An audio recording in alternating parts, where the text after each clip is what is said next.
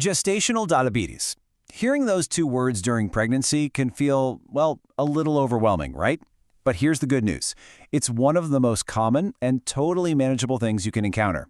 In this explainer, we're going to cut through all the noise and give you the straight scoop on the science, the strategies, and the path to a super healthy pregnancy for you and your baby.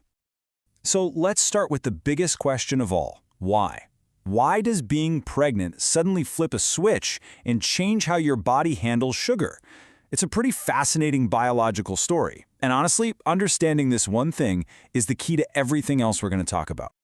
All right, here's our game plan. We've broken it down into 5 simple parts. First, what GDM actually is. Then, how doctors find it. Next, we'll get into the core strategies, diet and exercise. After that, we'll look at the advanced toolkit of medication and monitoring. And finally, we'll talk about the finish line, labor, delivery, and what comes next.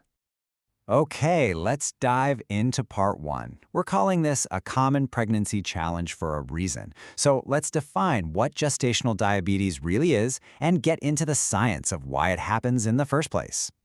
So, gestational diabetes mellitus, or GDM for short. What is it, officially? Well, the timing is everything. It's a specific type of diabetes that first shows up during the 2nd or 3rd trimester. You see, if your doctor finds high blood sugar really early on, in that first trimester, it's usually considered a sign of pre-existing but maybe undiagnosed type 2 diabetes.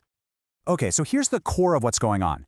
Your placenta, it's your baby's amazing life support system.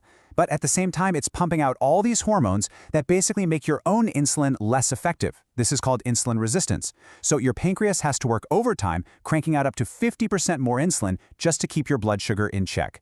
GDM is what happens when your pancreas just can't quite keep up with that massive demand. So why is managing this so important? Well, it's all about heading off potential risks. For you, GDM can increase the chances of things like high blood pressure. It can also make a C-section more likely. And here's the big one. It acts like a flashing light, a really important heads up from your body about a higher risk for developing type 2 diabetes later in life. And of course, it's all about keeping your baby healthy too. Any extra sugar in your blood can cross over the placenta. This can cause the baby to grow much larger than average, a condition called macrosoma, which can make delivery a bit more complicated. Then, right after birth, the baby might have low blood sugar because their little body was working so hard to produce extra insulin in the womb. So as you can see, management is just so key for a healthy start. All right, let's move on. How do doctors actually figure out if you have GDM? The diagnosis part is absolutely essential. It's the first step to creating the right plan for you. Now, screening isn't the same for everybody. If you have certain risk factors, your doctor might test you super early, maybe even at your very first appointment. But for everyone else, the standard time for the screening test is between 24 and 28 weeks. And that's because this is when those placental hormones really start to ramp up and cause trouble.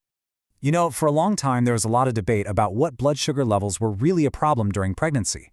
Then came this absolute game-changing international study called the HAPO study. They followed over 25,000 pregnant women, and what they discovered totally changed our whole understanding of GDM. And here's what they found. The HAPO study showed that there was no safe high number. The risk for complications just kept going up with every single point.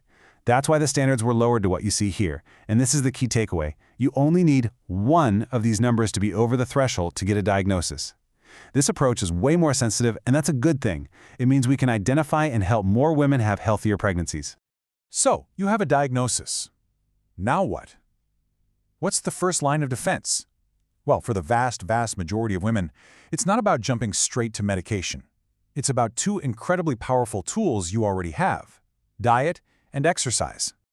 Now, let's be super clear on something. Managing GDM is not a no-carb diet. Not at all. Your baby's brain needs carbs to grow. The whole strategy is about being smart. You'll spread a healthy amount of carbs throughout the day, focus on the low glycemic kind, and, this is crucial, always pair them with protein. This keeps your blood sugar from spiking. And that protein-rich bedtime snack, it can be a secret weapon for waking up with great numbers. So how do you know if your plan is working? You track your numbers. These are your targets, the goals you're aiming for. You want to be under 95 when you wake up, and then under 140 an hour after a meal, or under 120 2 hours after.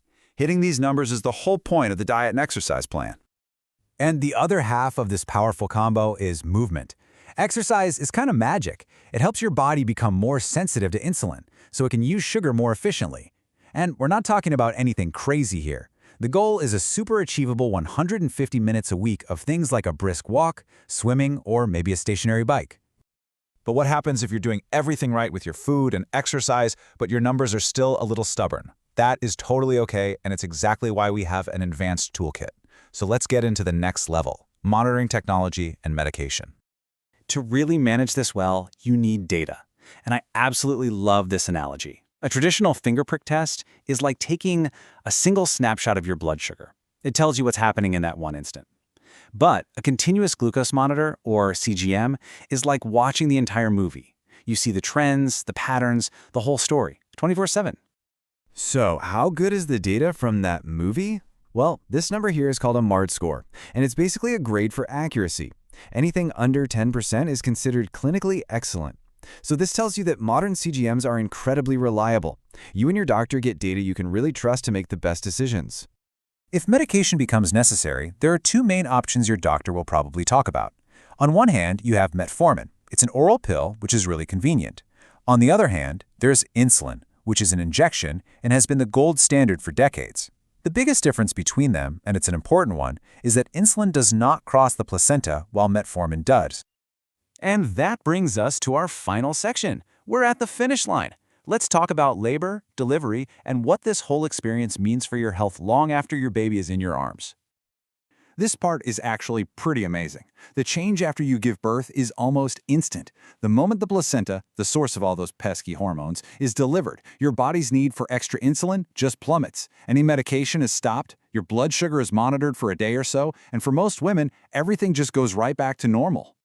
So here's the most important thing to remember. While GDM is a temporary thing for your pregnancy, think of it as a powerful preview of your future health. It's not a bad thing, it's a gift of information. It gives you this unique opportunity, a head start, to really understand your body and focus on your long-term wellness.